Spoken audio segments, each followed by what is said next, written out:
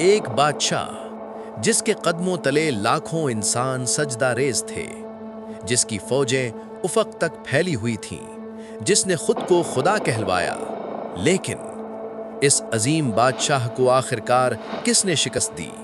کسی اور بادشاہ نے؟ نہیں۔ کسی طوفان نے؟ نہیں۔ کسی بجلی نے؟ نہیں۔ اسے شکست دی ایک ننھے سے مچھر نے۔ یہ کہانی ہے تکبر کی سب سے بڑی سزا کی۔ یہ کہانی ہے اللہ کی قدرت کی۔ یہ کہانی ہے نمرود کی۔ قدیم بابل کے نقشے، اینٹوں کے محلات، دریائے فرات کا بہاؤ۔ ہزاروں سال پہلے سرزمین بابل میں ایک سلطنت تھی جس کی شان و شوکت دنیا نے آج تک نہیں دیکھی تھی۔ اس سلطنت کا حاکم تھا نمرود بن کنعان۔ مفسرین اور مورخین کے مطابق نمرود کا شمار دنیا کے ان پہلے بادشاہوں میں ہوتا ہے جنہوں نے پوری زمین پر حکومت کا دعویٰ کیا۔ تاریخ الطبری میں امام طبری رحمہ اللہ نے نمرود کا ذکر ایک ایسے جابر حکمران کے طور پر کیا ہے جس نے اپنی رعایا کو اپنی عبادت پر مجبور کیا۔ یہ وہ زمانہ تھا جب اللہ نے اپنے خلیل، اپنے دوست حضرت ابراہیم علیہ السلام کو اس ظالم بادشاہ کی طرف مبعوث فرمایا، اور اسی لمحے سے شروع ہوتی ہے تاریخ کی سب سے حیرت انگیز کہانی، آگ اور ابراہیم۔ بھڑکتی ہوئی آگ کی لپٹیں، ہجوم کا شور، ایک نوجوان کا پرسکون چہرہ۔ نمرود کے دربار میں ایک نوجوان لایا گیا۔ اس نے نمرود کے بتوں کو توڑا تھا۔ اس نے اعلان کیا تھا کہ صرف ایک اللہ عبادت کے لائق ہے۔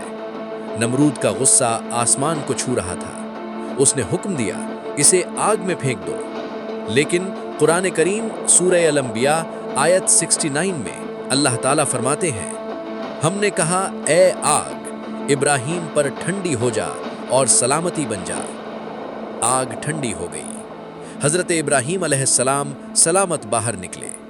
نمرود کا چہرہ سفید پڑ گیا، لیکن اس کا تکبر نہ ٹوٹا۔ دربار کا وہ تاریخی مکالمہ، شاہی دربار، سونے کے ستون، نمرود تخت پر۔ حضرت ابراہیم علیہ السلام نے نمرود کے سامنے کھڑے ہو کر کہا، میرا رب وہ ہے جو زندگی دیتا ہے اور موت دیتا ہے۔ نمرود نے تکبر سے جواب دیا، میں بھی زندگی دیتا ہوں اور موت دیتا ہوں۔ اس نے دو قیدیوں کو بلایا، ایک کو آزاد کیا، ایک کو قتل کروایا۔ قرآن کریم سورہ البقرہ آیت 258 میں یہ پورا مکالمہ محفوظ ہے۔ حضرت ابراہیم علیہ السلام نے فرمایا، اللہ سورج کو مشرق سے نکالتا ہے تو اسے مغرب سے نکال کر دکھا۔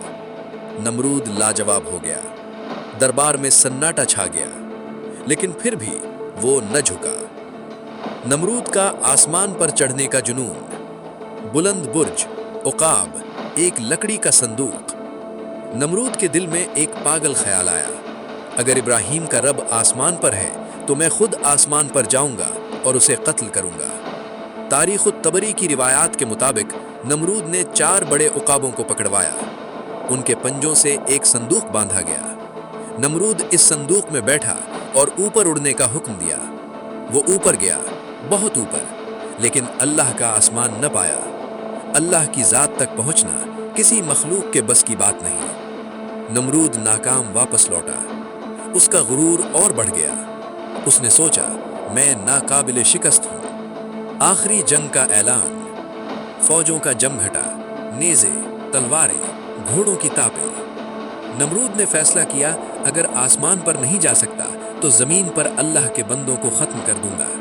اس نے اپنی پوری فوج جمع کی، لاکھوں سپاہی، بے شمار ہتھیار، ایک لشکر جرار جو پوری دنیا کو رون سکتا تھا۔ نمرود نے سمجھا یہ فوج ناقابل شکست ہے، لیکن اللہ کو کچھ اور ہی منظور تھا۔ سب سے حیرت انگیز لمحہ، سنسناتی ہوئی ہوا، پھر اچانک مچھروں کی بھنبھناہٹ۔ اللہ رب العزت نے لاکھوں کی فوج کے مقابلے میں مچھروں کا ایک لشکر بھیجا، ننھے ننھے مچھر جنہیں انسانی آنکھ مشکل سے دیکھ سکتی ہے۔ امام ابن کثیر رحمہ اللہ نے البدایہ والنہایہ میں اس واقعے کی تفصیل بیان کی ہے۔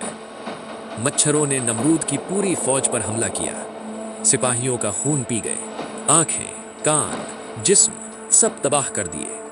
پوری فوج تہس نہس ہو گئی اور نمرود